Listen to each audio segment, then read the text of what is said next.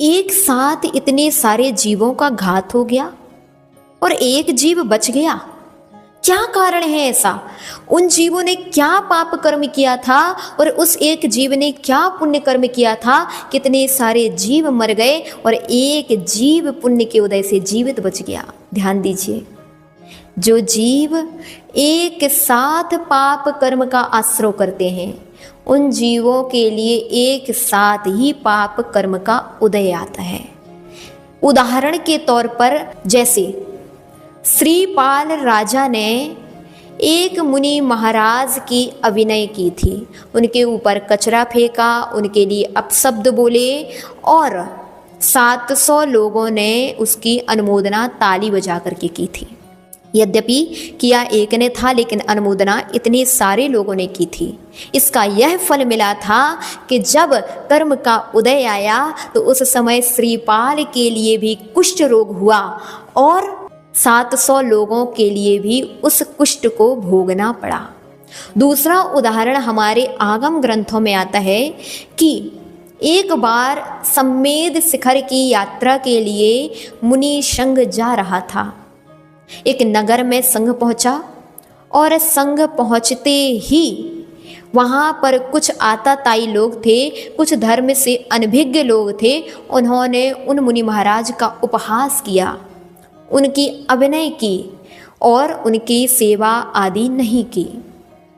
वहीं जब उपहास इतने सारे लोग कर रहे थे, उसी बीच एक कुम्हार था जिसने सभी जीवों को रोका था, सभी को समझाया था और बार बार समझाया था कि भो जीवो, तुम किनकी अभिनय कर रहे हो, किनका उपहास कर रहे हो? ये तो धरती के देवता हैं, इनकी अभिनय कर रहे हो। लेकिन उन जीवों का इतना तीव्र पाप कर्म का उदय था कि उनके लिए समझ नहीं आई। यहाँ पर तो अभिनय कर दी, यहाँ पर उपहास कर दिया, कोई बात नहीं। यहाँ से इतना अभिनय सहन करके, समतापूर्वक सहन करके मुनि महाराज आदि ने विहार कर लिया और सम्मेद शिखर की ओर गमन कर गए। यहाँ पर ऐसा तीव्र कर्म का उदय कुछ ही समय के उपरांत आया। ध्यान रखिए, जब आप तीव्र पाप कर्म का आश्रय करते हैं तो वह पाप कर्म का आश्रय जल्द ही उदय में आता है। यहाँ कुछ ही समय के बाद जब कुम्हार किसी अन्य गांव में गया हुआ था, उसी समय राजा ने कुपित होकर के रात्रि के समय जब सभी सो रहे थे, सारे नगर में आग लगवा दी और सारे जीव धू धू करके तड़प तड़प करके मर गए।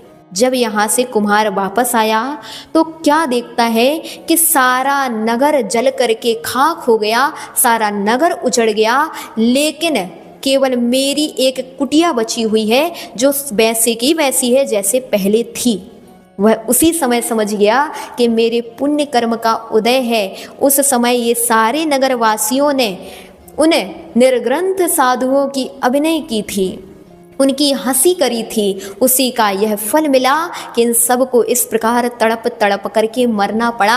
और मैंने उस समय इन सभी को रोका था, उस समय उन महाराजों की, मैंने उन मुनिराजों की स्तुति की थी, उनकी भक्ति की थी, उसी का यह फल मिला कि सारा नगर तो उजड़ गया, लेकिन मैं उस समय में इस नगर में मौजूद नहीं था, इस कारण से मैं बच गया। और तो क्या, मेरी यह कुटिया भी जो लकड़ी और घास की बनी हुई थी वह भी यथावत रूप से बनी हुई है।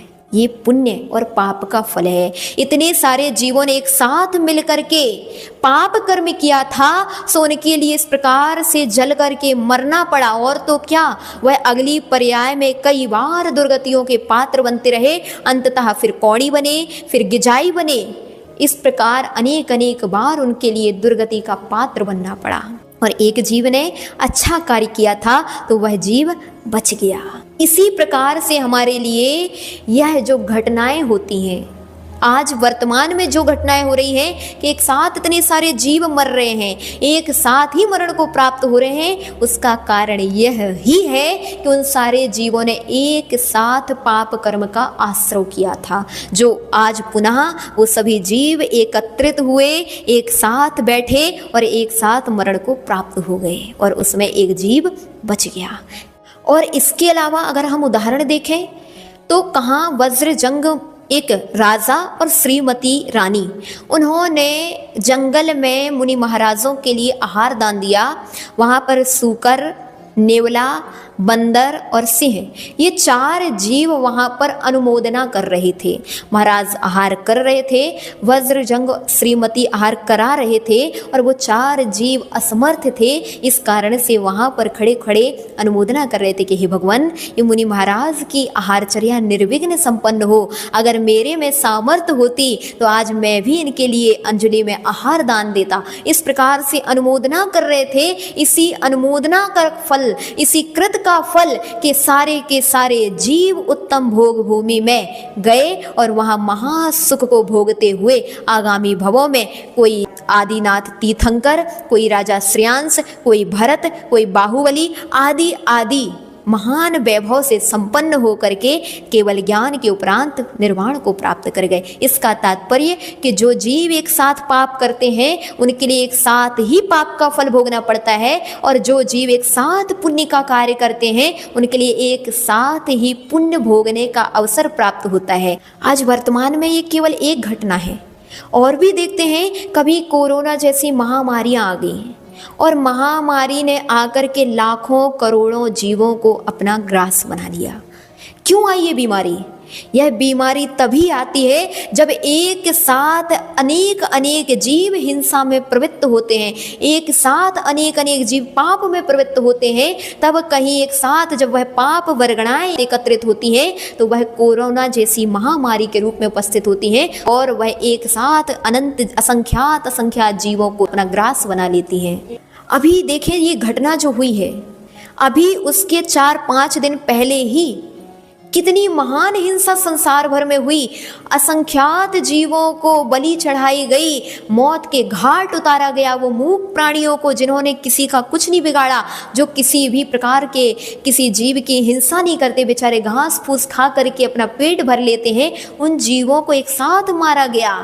उसी का पाप फल तो है कि आज पुनः इस प्रकार के उस हिंसा का फल उन जीवों के लिए प्राप्त हो गया, क्योंकि वर्गणाएं अपना प्रभाव डालती हैं। वही वर्गणाएं आज ये प्रभाव डाली कि उनके लिए एक साथ मरण को प्राप्त होना पड़ा। इसलिए कहेंगे भैया, कभी भी अपने जीवन में ऐसे महान पाप मत कर लेना कि आपको ऐसे महान दुख को भोगना पड़े। अतः दया भाव रखो। प्रत्येक जीव आत्मा है, चाहे वो मच्छर हो, चाहे चींटी हो, चाहे बकरा हो, चाहे कुत्ता हो, चाहे बैल हो, चाहे मेढ़ा हो, चाहे मुर्गा हो, चाहे मछली हो, सभी जीव आत्मा से युक्त हैं, सभी में प्राण है। जैसे आपको कष्ट होता है वैसे उनको भी सताने में कष्ट होता है, उन्हें भी वेदना होती है, उन्हें भी दुख होता है। और जब आप उनके लिए सताते हैं तो आपको भी प्रकृति सताती है और आपको भी इस प्रकार के दुख भोगना पड़ता है। इसलिए हमेशा निर्मल परिणाम रखें। जैसे आपको अपना शरीर प्यारा है, मुझे इतना सा कष्ट ना हो जाए, इसी प्रकार प्रत्येक जीवों पर दया भाव रखो, उनको भी कष्ट ना हो जाए, क्योंकि हम उनको कष्ट देंगे तो वह भी आगामी समय में मुझे कष्ट देंगे। ऐसा पद्म पुराण में उल्लेख मिलता है कि जो जीव जिसके साथ जैसा करता है वह जीव भी उसके साथ वैसा ही करता है।